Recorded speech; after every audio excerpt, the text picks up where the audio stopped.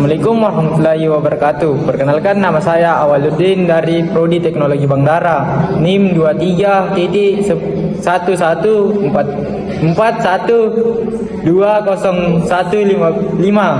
Saya akan menjelaskan hak asasi manusia. Hak asasi manusia adalah hak dasar atau hal pokok yang memiliki manusia sejak lahir sebagai anugerah Tuhan Yang Maha Esa. Hak asasi manusia merupakan anugerah yang Tuhan Yang Maha Esa sejak lahir, maka tidak seorang pun dapat mengambil atau melanggarnya. Kita harus menghargai anugerah ini dengan tidak membedakan manusia berdasarkan latar belakang, ras, etnis, agama, warna kulit, jenis kelamin, pekerjaan, dan budaya, dan lain-lain. Namun perlu diingat bahwa dengan hak asasi manusia bukan berarti dapat berbuat semena-mena, karena manusia juga harus menghormati hak asasi manusia lainnya. Berikut ini adalah beberapa pengertian mengenai hak asasi manusia menurut para ahli, antara lain: 1. Dalam pasal 1 Undang-Undang Nomor 39 Tahun 1999 tercantum HAM disebut hak asasi manusia adalah seperangkat hak yang melekat pada hakikat dan keberadaan manusia, sebab sebagai makhluk hidup Tuhan Yang Maha Esa merupakan anugerahnya yang wajib dihormati, dijunjung tinggi, dan dilindungi oleh negara, hukum, pemerintah, dan setiap orang demi kehormatan serta perlindungan harkat dan martabat manusia. 2. Menurut KLI 2002, HAM adalah hak dasar yang dimiliki oleh manusia sesuai dengan kodratnya. 3. Menurut John Locke, HAM merupakan suatu hak yang diberikan langsung oleh Tuhan yang bersifat kodrat, artinya hak yang dimiliki oleh setiap manusia menurut kodratnya dan tidak bisa dipisahkan hakikatnya, sehingga sifat adalah suci. 4. Marian Budiarjo, hak asasi manusia adalah hak yang harus dimiliki setiap orang yang dibawa sejak lahir ke dunia, dan menurut Meriam Budiarjo hak tersebut memiliki sifat yang universal karena memiliki tanpa adanya perbedaan ras, suku, budaya, agama, dan sebagainya. 5. Menurut Omar Seno Aji, hak asasi manusia adalah hak yang melekat pada setiap martabat manusia sebagai insan dan ciptaan Tuhan Yang Maha Esa, yang memiliki sifat tidak boleh dilanggar oleh siapapun itu. Bagian B. Ciri pokok hakikat hak manusia. Berdasarkan beberapa rumusan HAM di atas, dapat ditarik kesimpulan tentang beberapa ciri pokok hakikat HAM, yaitu menjadi 3. 1. HAM tidak perlu diberikan, dibeli, ataupun diwariskan. HAM adalah bagian dari manusia secara otomatis. 2. HAM berlaku untuk semua orang tanpa memandang jenis kelamin, ras, agama, dan etnis, pandangan politik, atau asal-usul sosial dan bangsa. 3. HAM tidak bisa dilanggar. Tidak seorang pun mempunyai hak untuk membatasi atau melanggar hak orang lain. Orang setiap mempunyai HAM, walaupun sebuah negara membuat hukum yang tidak melindungi atau melanggar HAM. C. Jenis-jenis hak asasi manusia. Ada 3 hak asasi manusia yang fundamental, yaitu: 1. Hak hidup, life. 2. Hak kebebasan, liberty. 3. Hak memiliki, property. Adapun jenis hak asasi manusia dapat digolongkan sebagai berikut: 1. Hak asasi pribadi. 2. Hak asasi politik. 3. Hak asasi ekonomi. 4. Hak asasi budaya. 5. Hak asasi kesamaan kedudukan dalam hukum pemerintahan. 6. Hak untuk diperlakukan sama dengan tata cara pengadilan.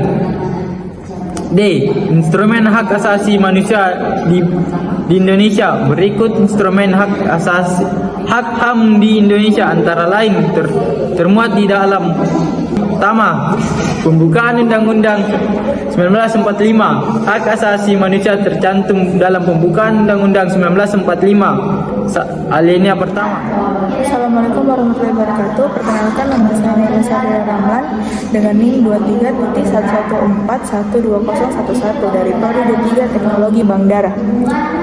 Alinea keempat, pemerintahan negara Republik Indonesia yang melindungi segenap bangsa Indonesia dan seluruh tumpah darah Indonesia, dan untuk memajukan kesejahteraan umum, mencerdaskan kehidupan bangsa, dan ikut melaksanakan ketertiban dunia yang berdasarkan kemerdekaan, perdamaian abadi, dan keadilan sosial. Kedua batang tubuh Undang-Undang 1945 secara garis besar, hak-hak asasi manusia tercantum dalam pasal 27 sampai 34 dapat dikelompokkan menjadi: yang pertama itu hak dalam bidang politik, pasal 27 ayat 1 dan 28. Yang kedua itu dalam bidang ekonomi, pasal 27 ayat 2 dan pasal 33 dan 34. Yang ketiga, hak dalam bidang sosial budaya, pasal 29, 31, 32. Yang keempat, dalam bidang HAMKAM, pasal 27 ayat 3 dan 30. Berdasarkan amandemen Undang-Undang 1945, hak asasi manusia tercantum dalam bab 10A pasal 28A sampai 28J sebagaimana tercantum: yang pertama itu pasal 28A, yang kedua pasal 28B, yang ketiga pasal 28C, yang keempat pasal 28D, kelima pasal 28E, yang keenam pasal 28F, yang ketujuh pasal 28G, yang ke-8 itu pasal 28H, yang ke-9 pasal 28I, yang ke-10 pasal 28J. Piagam hak asasi manusia itu terdiri dari 10 bab sebagai berikut. Yang pertama itu bab 1, hak untuk hidup, pasal 1. Bab 2, hak untuk berkeluarga dan melanjutkan keturunan, itu di pasal 2. Bab ketiga, hak mengembangkan diri, di pasal 3 dan ke-6. Di pasal 3 sampai ke pasal 6. Bab keempat, hak keadilan, dan pasal 7 sampai 12. Bab kelima, hak kemerdekaan, pasal 13 sampai pasal 19. Bab ke-6, hak atas kebebasan informasi, pasal 20 sampai 21. Bab 7, hak keamanan, pasal 22 sampai 26. Bab ke-8, hak kesejahteraan, dari pasal 27 sampai 33. Bab ke-9, kewajiban, pasal 34 sampai 36. Bab 10, perlindungan dan kemajuan, dari pasal 37 sampai 44. Lembaga Perlindungan Hak Asasi Manusia itu dapat dilakukan oleh berbagai lembaga. Yang pertama itu ada dari lembaga Komisi Nasional Hak Asasi Manusia. Yang kedua, Kepolisian Negara Republik Indonesia. Yang ketiga itu Komisi Perlindungan Anak Indonesia. Yang keempat, Lembaga Bantuan Hukum. Yang kelima, Biro Konsultasi dan Bantuan Hukum Fakultas Hukum. Hak asasi manusia merupakan hak yang harus dilindungi baik oleh individu, masyarakat, maupun oleh negara. Hal ini dikarenakan hak asasi manusia ini merupakan paling asasi yang dimana manusia itu yang dimiliki oleh manusia sebagai anugerah yang diberikan oleh Tuhan. Oleh sebab itu, HAM harus dijaga, dihormati, dan ditegakkan dalam kehidupan bermasyarakat dan bernegara. Tidak seorang pun berhak untuk melanggar hak asasi yang dimiliki oleh manusia dengan alasan apapun. Untuk merealisasikan penegakan HAM di Indonesia, maka telah dibentuk suatu komisi mengenai hak asasi manusia. Dasar hukum bagi penegakan HAM di Indonesia sudah sangat jelas, baik melalui undang-undang, ketetapan MPR, baik yang sudah disahkan maupun diratifikasi dari Konvensi Hak Asasi Manusia yang ada di dunia internasional. Komisi Nasional Komnas HAM adalah lembaga mandiri yang kedudukannya setingkat dengan lembaga negara lainnya yang berfungsi untuk melaksanakan pengkajian, penelitian, penyuluhan, pemantauan, dan mediasi hak asasi manusia. Tujuan didirikan Komnas HAM ini adalah untuk mengembangkan kondisi kondusif bagi pelaksanaan hak asasi manusia sesuai dengan Pancasila, Undang-Undang 1945, dan Piagam PBB serta Deklarasi Universal Hak Asasi Manusia. B. Meningkatkan perlindungan dan penegakan hak asasi manusia guna berkembangnya pribadi manusia Indonesia seutuhnya dan kemampuannya dalam berpartisipasi dalam berbagai bidang kehidupan. Lalu, wewenang Komnas HAM. Wewenang dalam bidang pengkajian penelitian, yaitu pengkajian dan penelitian berbagai instrumen internasional hak asasi manusia dengan tujuan memberikan saran-saran mengenai kemungkinan aksesibilitas dan ratifikasi pengkajian dan penelitian berbagai peraturan perundang-undang untuk memberikan rekomendasi mengenai pembentukan perubahan dan pencabutan peraturan perundang-undangan yang berkaitan dengan HAM. Wewenang dalam bidang penyuluhan yaitu penyebarluasan wawasan mengenai hak asasi manusia kepada masyarakat Indonesia. Upaya peningkatan kesadaran masyarakat tentang hak asasi manusia melalui lembaga formal dan non-formal serta berbagai kalangan lainnya. Kerjasama organisasi lembaga atau pihak lainnya baik tingkat nasional, regional maupun internasional dalam bidang hak asasi manusia. Adapun wewenang dalam pemantauan sebagai berikut. Yang pertama itu pengamatan pelaksanaan hak asasi manusia dan penyuluhan laporan hasil pengamatan tersebut. Yang kedua itu penyelidikan dan pemeriksaan terhadap peristiwa yang timbul dalam masyarakat yang berdasarkan sifat atau ruang lingkupnya patut diduga terdapat pelanggaran hak asasi manusia. Yang ketiga itu pemanggilan kepada pihak pengadu, korban maupun pihak yang diadukan untuk dimintai dan didengar keterangannya.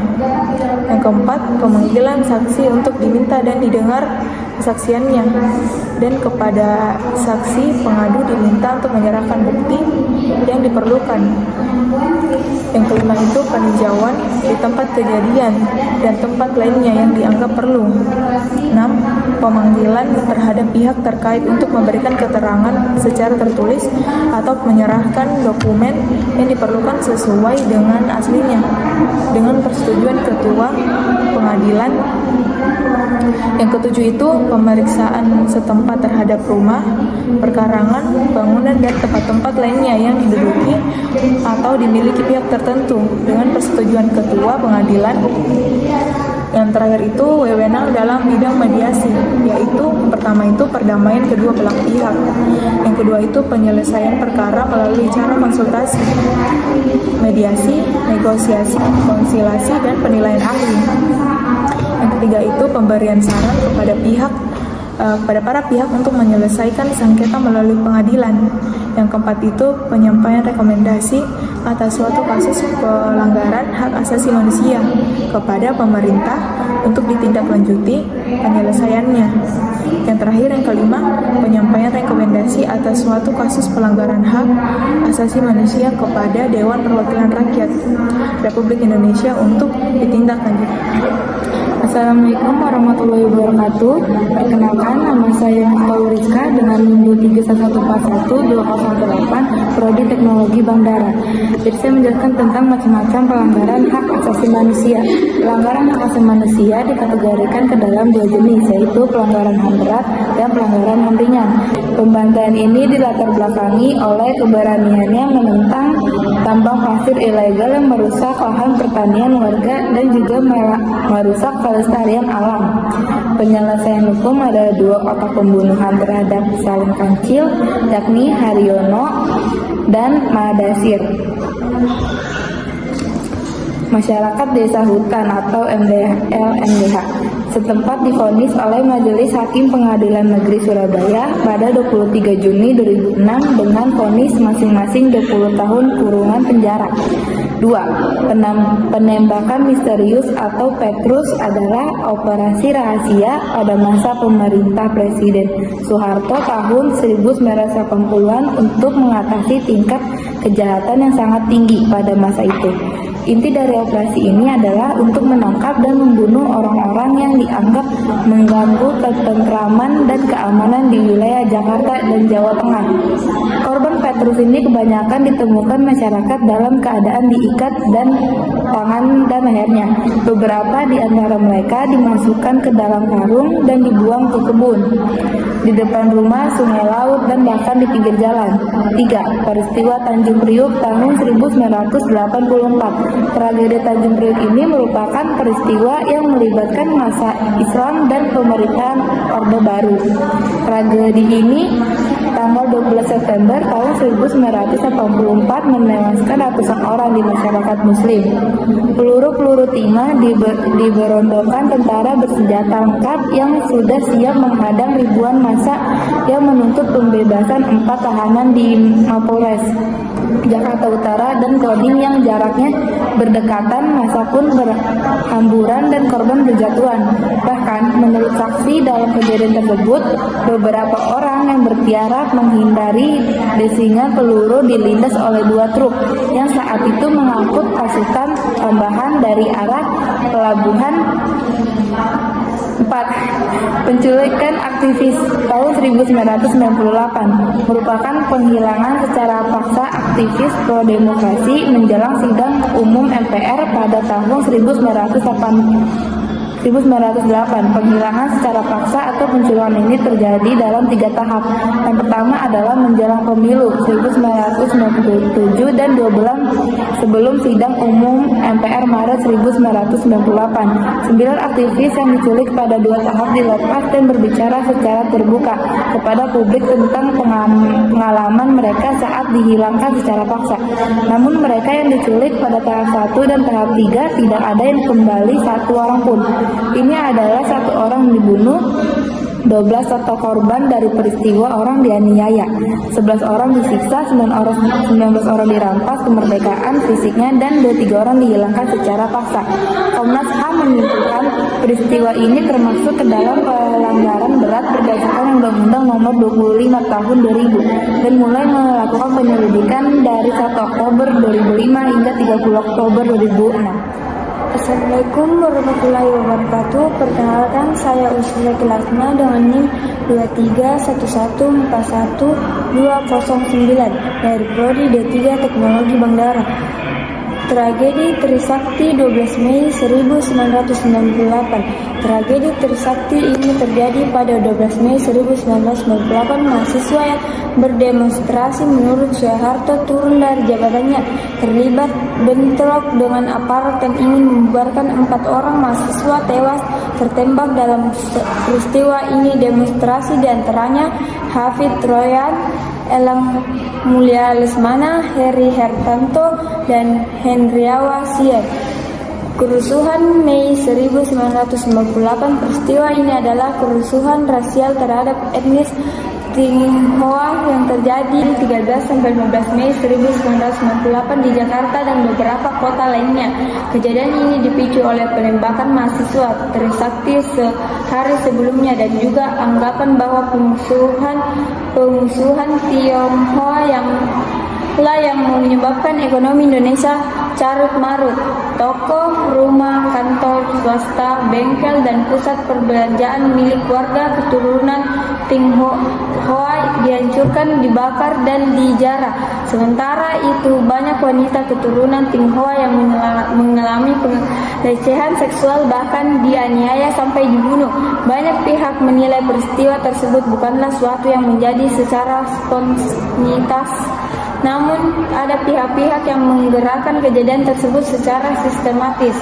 Pembantaian Banyuwangi 1998. Pada 1998, Banyuwangi digeger dengan pembunuhan terhadap orang yang diduga terlibat praktik perdukunan santet yang kemudian merebet ke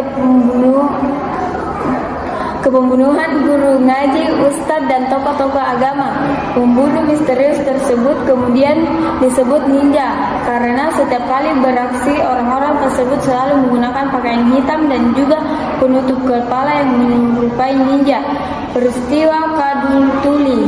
Peristiwa ini adalah penyerbuan dan pemilihan paksa kantor DPP PD di Jakarta Pusat pada 27 Juli 1996 oleh massa pendukung Soeharto yang di-backing oleh aparat kepolisian dan juga abri rekayasa pemerintah Orba Soeharto untuk menggulingkan Megawati Soekarno Putri dan pucuk pemimpin partai dilawan oleh pendukung Megawati yang didukung oleh rakyat semakin kritis atas perilaku politik Orde Baru. Peristiwa tersebut meluas jadi kerusuhan di beberapa wilayah di ibu kota. Beberapa kendaraan dan gedung pun terbakar. Hasil penyelidikan Komnas HAM 5 meninggal dunia, 149 orang luka-luka dan 136 orang ditahan. Tragedi Semanggi 1, 1998. Peristiwa Semanggi 1 terjadi menjelang penutupan setelah sidang istimewa MPR yang berlangsung dari 10 sampai 13 November 1998 di gedung DPR RI Senayan, Jakarta. Demo besar-besaran dilakukan setiap hari semasa sidang tersebut. Mereka menuntut pembersihan orang-orang Orde Baru jadi pemerintah dan juga militer dari dunia politik. Puluhan ribu mahasiswa dan masyarakat yang bergerak menuju ke tempat pelaksanaan sidang dihadang oleh barikade aparat yang terdiri dari Brimob, tentara dan Pamswakarsa. Tragedi Semanggi II. Pada masa pemerintahan transisi terjadi pendesakan agar pemerintah segera mengesahkan UU PKKMB, memberikan keleluasaan berlebihan kepada militer dan cenderung sewenang-wenang. Mahasiswa pun berdemonstrasi dalam jumlah besar untuk menentang UU PKB tersebut dan meminta agar pemerintah menghapuskan duifungsi ABRI atau TNI. Hanya dengan cara berdemonstrasilah aspirasi mereka dapat didengar oleh segelintir orang yang menggunakan kekuasaan bertamu undang-undang demi kepentingan pribadi. Para mahasiswa itu pun ditangkap dan ditembaki di bawah jabatan Semanggi. Peristiwa tersebut terbilang sangat keji karena lokasi penembakan berada di tempat strategis dan dapat dilihat dengan mudah oleh masyarakat awam.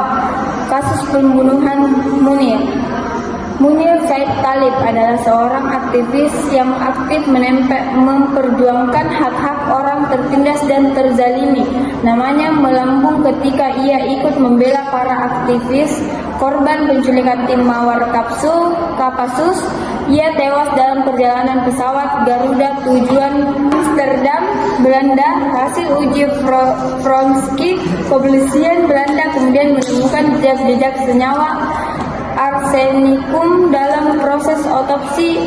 Ialah tewas diracun oleh orang-orang yang tidak suka dengan sepak terjangnya menumpas kesewenangan yang marak terjadi utamanya di zaman Orde Baru sampai saat ini. Kasus Munir masih jalan di tempat meskipun pengadilan telah menjatuhkan vonis 14 tahun pidana terhadap Polikarpus Budihari Prianto yang diduga sebagai otak pembunuhan. Namun motif dan aktor utama di balik kasus yang juga menyita perhatian dunia internasional ini masih belum terselesaikan. Assalamualaikum warahmatullahi wabarakatuh. Perkenalkan, nama saya Siti Nuresya Rahman dengan NIM 23.11412009. Di sini saya akan menjelaskan tentang pembantaian PKI. Pembantaian PKI terjadi pada tahun 1965 hingga tahun 1966. Pada saat itu diperkirakan lebih dari 1 juta orang dipenjara dan lebih dari 1,5 juta orang dibantai secara biadab. Partai Komunis Indonesia dihancurkan karena dituduh sebagai dalang rencana kudeta terhadap Presiden Soekarno. Tanpa penyelidikan dan data yang memadai, Soeharto menyimpulkan jika PKI adalah partai terlarang dan harus dibersihkan dari kehidupan sosial, politik, dan militer. Peristiwa pembantaian ini dimulai pada awal tahun 1966 dan berakhir pada awal 1967, tepat sebelum Soeharto dilantik menjadi pejabat presiden. Pembantaian hampir terjadi di seluruh pelosok Indonesia, namun yang terparah terjadi pada basis-basis PKI yang ada di Jawa Timur seperti Jawa Tengah, Sumatera Utara, dan Bali. Adapun Bersinah. Bersinah merupakan seorang pejuang HAM yang menjadi pergerak para buruh. Peristiwa ini terjadi pada Mei 1993. Marsinah dan para buruh PT Catur Surya pada saat itu melakukan demo dan satu mogok kerja demi menuntut kepastian kepada perusahaan yang telah mem-PHK karyawannya tanpa alasan. Beberapa sumber menyatakan jika demo pada 3 dan 4 Mei 1993 itu menuntut agar upah buruh dapat dinaikkan. Namun sajangnya pada 8 Mei 1993 atau 5 hari setelah peristiwaan tersebut, Marsinah ditemukan dalam keadaan meninggal dan luka lebam dan darah sekujur tubuhnya. Sebelumnya diketahui jika Marsinah sudah menghilang secara misterius sejak 6 Mei 1993 hingga saat ini belum ada titik terang mengenai kasus ini atau bahkan pelakunya.